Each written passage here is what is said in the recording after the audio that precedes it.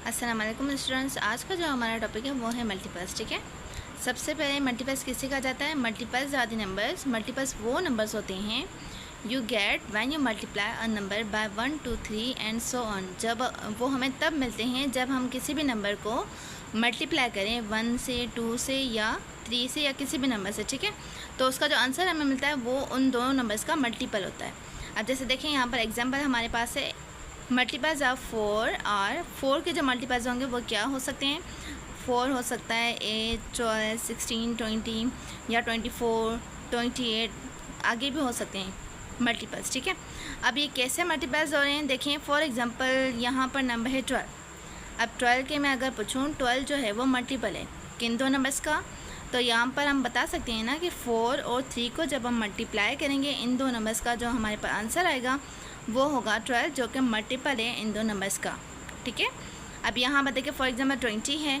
20 जो है वो किन दो नंबर्स का मल्टीपल हो सकता है? 4 का और 5 का। 4 को और 5 को अगर मैं आपस में मल्टीप्लाई करूँ, for example I do multiply 4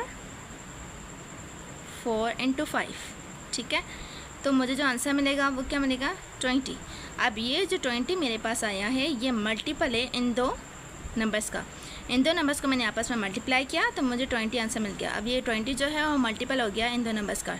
ठीक है, उसके अलावा for example I have 6 into 7।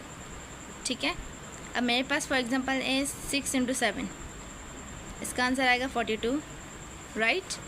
अब यहाँ पर 42 जो है वो मल्टीपल है। फॉर एग्जांपल मैं पूछूँ 42 किन दो नंबर्स का मल्टीपल है, तो आप बता सकते हैं कि 42 जो है वो मल्टीपल है 6 का और 7 का। मतलब 6 और 7 को आपस में हम मल्टीप्लाई करेंगे तो हमारे पास जो आंसर आएगा वो होगा, ये जो आंसर हमारे पास आया है ये है मल्टीपल इन दो नंबर्स का।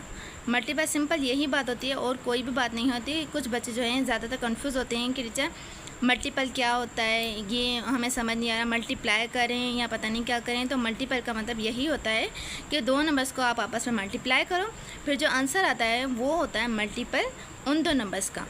ठीक है, तो मल्टीपल इससे ही कहते हैं। Thank you so much.